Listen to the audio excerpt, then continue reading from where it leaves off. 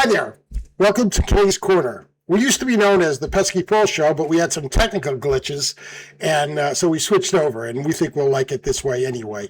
King's Corner was right field at Fenway Park when I was growing up. It was Tony Conigliaro. He was the bright star of the Red Sox, won the American League home run title at 20 years old over guys like Mickey Mantle and Harmon Killebrew and Frank Howard. By 1967, he had more home runs before the age of 22 than any player in history. He was the starting right fielder for the Red Sox on the Impossible Dream Team. And then on August 18th, 1967, he was hit in the head and was never the same. And he was blinded in one eye. He came back, incredibly, playing with one eye and still hit 36 home runs. But it led to an early death for Tony Conigliaro, who was a Boston boy, and it was a real tragedy. Today we're going to talk about something else, though. We're going to be talking about the dysfunction of the Red Sox. And there isn't many teams in professional sports that are more dysfunctional. And as with any organization, when you have dysfunction, it starts at the top. And I'm talking about the owner, John Henry. Now, when John Henry bought the team back in 2002, really, it was one of the best things that ever happened to the Red Sox. One, he was willing to spend a lot of money. They led to 4 world championships, and before he had taken over, they hadn't won a world championship at that point in 85 years. After the first year, it was 2003.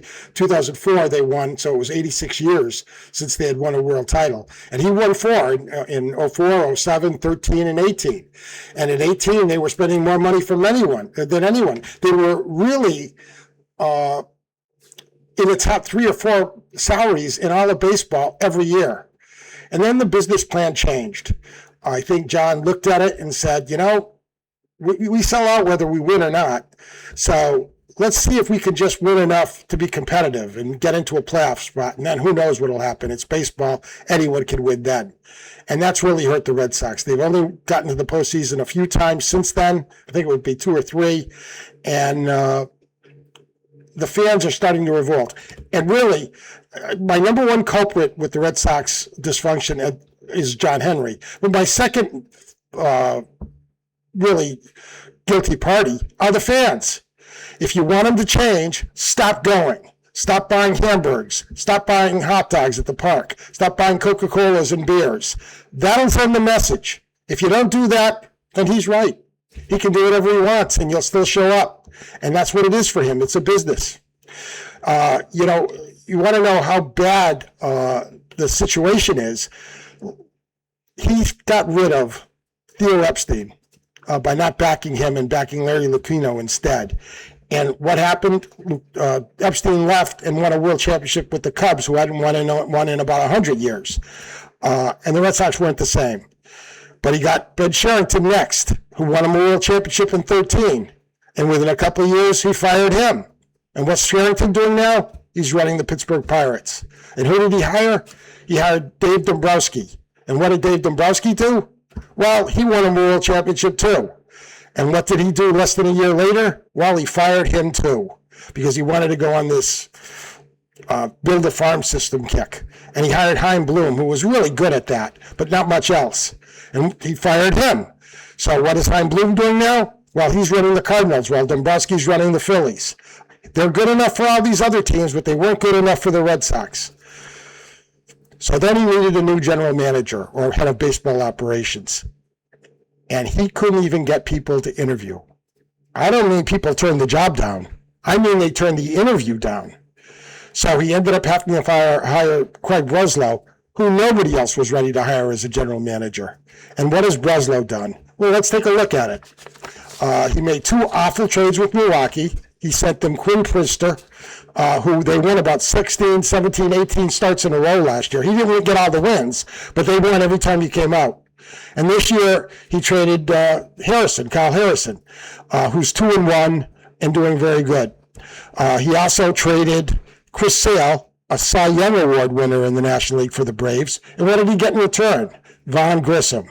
Well, Grissom wasn't good enough to play for the Red Sox, so he let him go. And the last I looked, he was hitting over 300 for the Angels. It's been one horrible move after the other. And I'll give him credit. He made a great trade in getting Garrett Crochet. But the first night, the night before the trade, he walked away from the trade. because the White Sox wanted Kyle Teal in the deal, and he wouldn't do that. And the next day he did. And I wonder what happened that night, whether someone made sense to him, told him, make this trade, because you need an ace. It's been one thing after another, and just not good. So the Red Sox are full of dysfunction. You look at their team right now, he comes in and he fires the manager and a whole bunch of assistants in the middle of the season. No, in April. It's hard to tell the team and tell the fans, season's not wasted, when you're already making moves like that in April.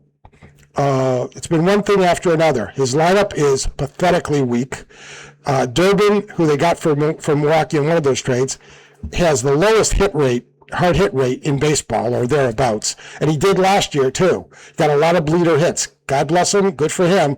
But sooner or later, that catches up to you. And I think we're seeing it now. He's hitting 160, 170. You can't have that in a lineup. It's like having the pitcher hitting in the old days. Story at shortstop is very close to useless. He can't play shortstop anymore at a major league level, at a high level. And he's a terrible hitter. If they really wanted to win, one of the first things they do is move Meyer to shortstop and bring Story over to second, or at least his defense wouldn't kill us game in and game out. But they can't do that for some reason. He left us with a team that was poorly constructed. We have 4 starting outfielders. How does that make sense? One of them has to sit every game where you DH him. And then what do you do with Yoshida, who's one of the few guys on the team that can hit?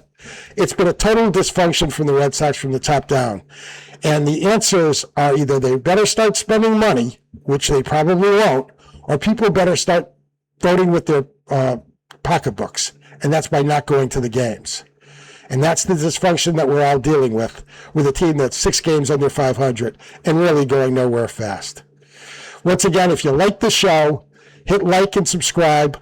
It helps the algorithm. I'll be back to do another show shortly, because we're going to be doing one on Boston media, because I want to take a shot at a few people in the media that just go out of their way to take shots at the Sox without any kind of honest agenda. I have no agenda other than seeing the Red Sox win. I've been a fan since the early 1960s, and while I'm frustrated with them, that's not going to change.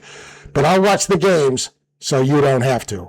I'm Jerry, and once again, thanks for watching, and we'll talk to you soon.